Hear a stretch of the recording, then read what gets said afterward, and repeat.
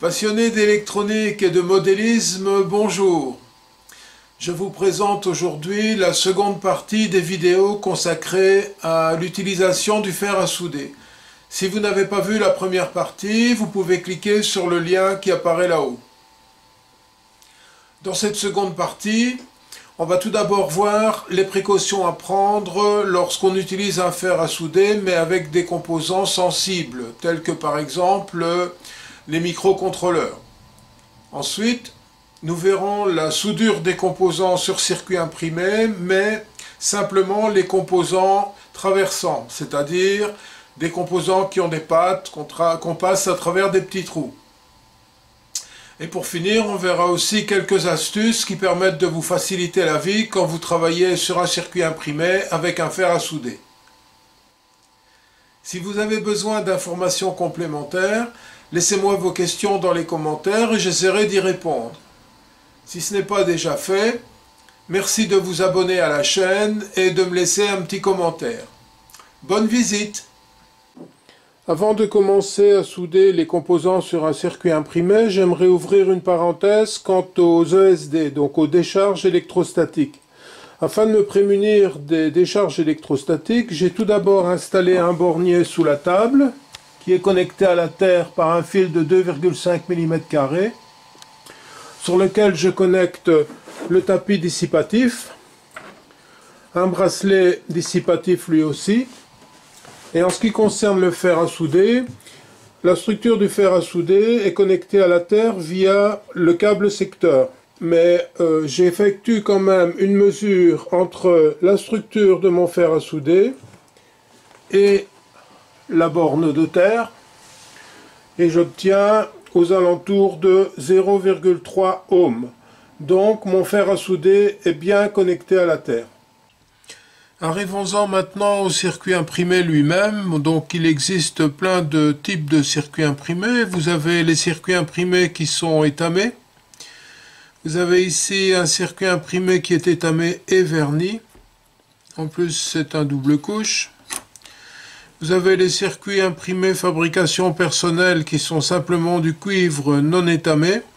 Et vous pouvez voir la différence entre un circuit qui a été nettoyé et un circuit qui est stocké depuis quelque temps et qui s'est légèrement oxydé. Alors si vous avez affaire à un circuit en cuivre non étamé, je vous conseille de passer un Scotch-Brite. Vous voyez la différence, cette partie-là a été nettoyée, cette partie-là ne l'a pas été, celui-là n'a pas été nettoyé. Et là, vous aurez beaucoup plus facile pour effectuer vos brasures. En ce qui concerne les circuits qui sont étamés, il n'est pas nécessaire de passer ce genre de truc. Par contre, ce que je fais systématiquement, c'est de passer un linge avec un petit peu d'alcool isopropylique. Ça permet d'enlever toutes les poussières et tous les résidus de fabrication qui pourraient éventuellement rester sur le circuit. Venons-en maintenant au câblage lui-même du circuit imprimé. Donc je vais prendre pour exemple ce petit circuit. En fait c'est une petite horloge digitale. Et on va voir ensemble la manière dont on va installer les composants et la manière dont on va les souder. Donc l'idée c'est toujours de partir des composants les plus petits, les moins hauts. On va d'abord commencer par poser toutes les résistances. Et ensuite, on verra pour la pose des autres composants. Alors, en ce qui concerne la pose des résistances, la première chose à faire, bien entendu, c'est de les séparer de leur support. Ne mélangez pas trop les valeurs, parce que sinon vous risquez de mettre une résistance de mauvaise valeur au mauvais endroit. Dans ce cas-ci, j'ai deux types de résistances, des 330 ohms et des 10K. Si vous hésitez, si vous ne savez pas trop laquelle est laquelle, je vous conseille de prendre votre multimètre et de tester. Alors pour plier les pattes des composants à la bonne dimension, vous avez soit la possibilité d'utiliser une pince à bec, soit si vous en possédez un, vous utilisez un calibre qui vous permet de plier les pattes rapidement et avec toujours le même écart. Ensuite, vous introduisez le composant sur le circuit.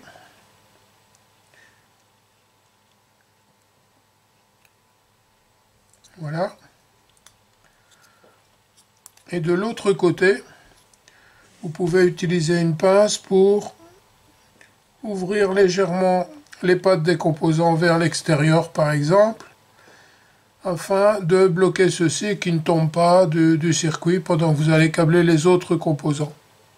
Alors il existe des petits accessoires intéressants lorsque vous réalisez un circuit imprimé. Je prends l'exemple de ce petit support. Je vous mettrai un lien dans la description qui pointe vers son fournisseur. Ça vous permet par une simple rotation d'avoir accès aux deux faces de votre circuit. Ça le tient en place pendant que vous insérez les composants ou par la suite lorsque vous effectuerez les soudures. Alors, petite remarque, à ce stade, vous voyez, je n'ai toujours pas coupé les queues des composants. Je vais d'abord les souder et ensuite je couperai les queues.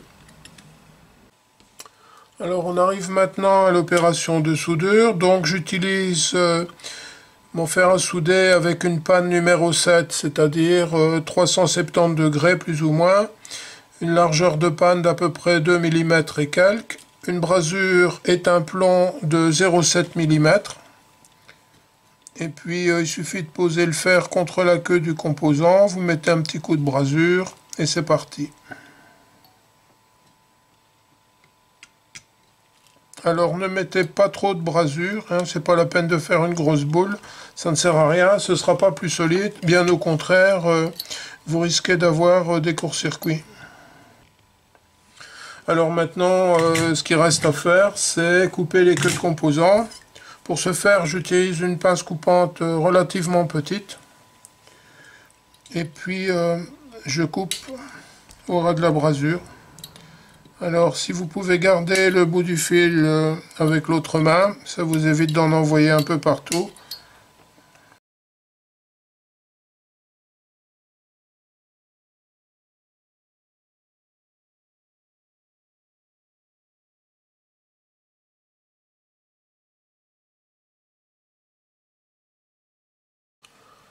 De la même manière, j'ai installé le quartz et les trois petits condensateurs céramiques. Maintenant, je vais installer les sockets. Alors, avec le kit, sont fournis des sockets à pince qui sont de très mauvaise qualité. D'ailleurs, vous voyez, celui-là, il a déjà perdu une pince. À la place, moi, j'installe des sockets tulipes, donc avec des contacts tulipes. Maintenant, si vous n'avez pas ces sockets-là, vous pouvez utiliser ceux-là, mais ils sont de moins bonne qualité. Alors pour l'installation des sockets, vous devez juste faire attention de faire correspondre la découpe, le petit marqueur qu'il y a sur le socket, avec le petit marquage qui est sur le circuit. Voilà. Vous retournez. Et alors moi ce que je fais, je plie une pin en diagonale. Un bout à gauche, l'autre bout à droite. Comme ça le socket ne tombe pas, je pourrai le souder.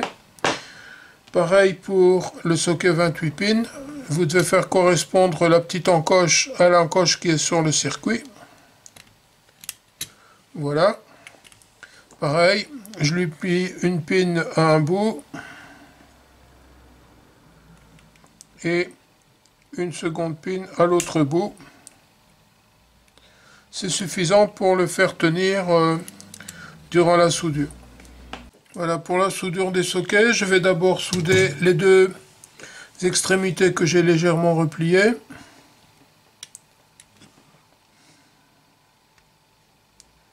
Voilà.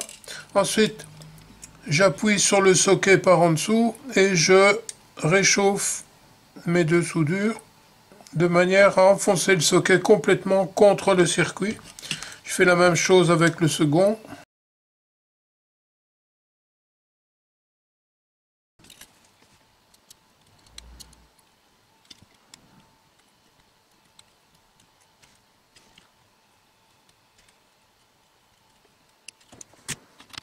En ce qui concerne les transistors, c'est la même procédure. Donc, vous insérez le transistor dans le bon sens. Comme vous voyez, sur le circuit imprimé, vous avez une forme qui est plate d'un côté, arrondie de l'autre. Le transistor a la même forme.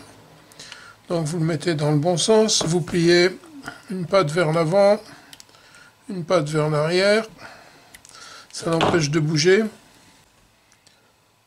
Voilà, donc j'ai câblé les 4 transistors, j'ai câblé le buzzer, j'ai laissé la petite protection sur le buzzer avant le nettoyage du circuit, j'ai câblé la LDR et la thermistance. Alors en ce qui concerne le support de batterie et le connecteur d'alimentation, j'ai mis 2 petites pinces crocodiles pour les tenir en place le temps de les souder. Alors pour nettoyer le circuit, j'utilise une brosse pour pochoir et un petit bidon avec une petite pompe à sa surface pour distribuer l'alcool iso. Et puis simplement je frotte. Voilà, j'ai disposé les 4 afficheurs, mais je ne les ai pas encore soudés. Donc j'ai fait comme pour les sockets, j'ai replié légèrement une pin à chaque coin. Voilà, comme ça. Et donc maintenant je vais tout souder. Et ensuite on pourra essayer le circuit. Alors une petite remarque à propos de l'insertion des circuits intégrés, c'est que je me suis muni d'un bracelet dissipatif pour éviter les décharges électrostatiques. Voilà la petite horloge ainsi terminée. Donc elle affiche l'heure, la température, le 31/12, donc le jour et le mois. Et on est le 7e jour de la semaine, donc le dimanche. Ainsi s'achève cette seconde vidéo consacrée à l'utilisation du fer à souder. Dans le 3e épisode, on verra l'utilisation du fer à souder pour les composants montés en surface, donc les SMT. Et on verra aussi les différentes possibilités pour dessouder les composants. À bientôt pour d'autres vidéos.